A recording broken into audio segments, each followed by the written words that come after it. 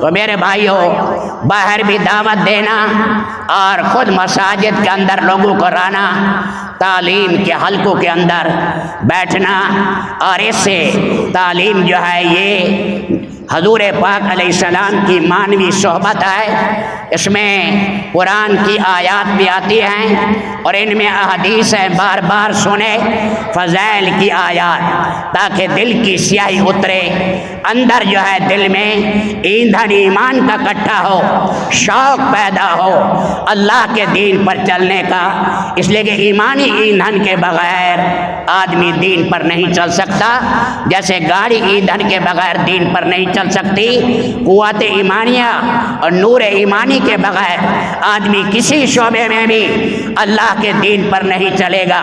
اور اگر اللہ کا دین ہوا، بڑی بڑی حکومتوں کے سامنے صحابہ گئے، ان کے گھٹنے ٹک گئے، اس لیے کہ ان کے سامنے اللہ کا جلال اور خدا کی کبریائی ان کے اندر تھی۔ تو یہ مبارک کام اللہ نے دعوت کا دیا۔ حضرت مولانا محمد الیاس رحمۃ اللہ علیہ نے اس کام کی تجدید فرمائی۔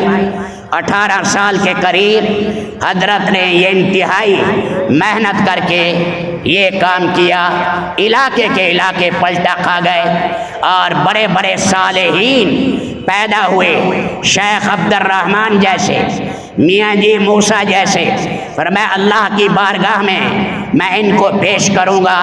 ایسے رب العالمین نے ایمانی معاشرہ اللہ نے ان کی محنت سے تیار کیا۔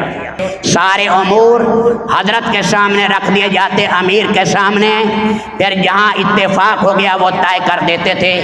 تو اس پر جو ہے انہوں نے کہا نہیں، اب شورا ہونی چاہیے اور امیر ختم ہو۔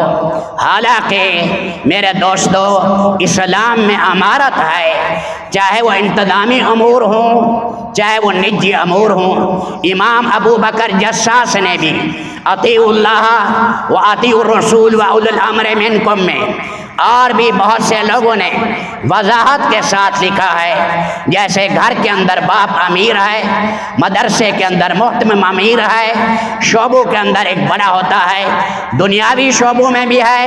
فرمایا اللہ کے نبی نے فرمایا لا بد العرافہ ولکن اکثر عرفاء فی النار، باہر بھی چیئرمین بنانا اور اسی طرح کونسلر بنانا، چودھری بنانا ضروری ہے، لیکن اکثر وہ آگ میں جائیں گے، عدل نہیں کریں گے۔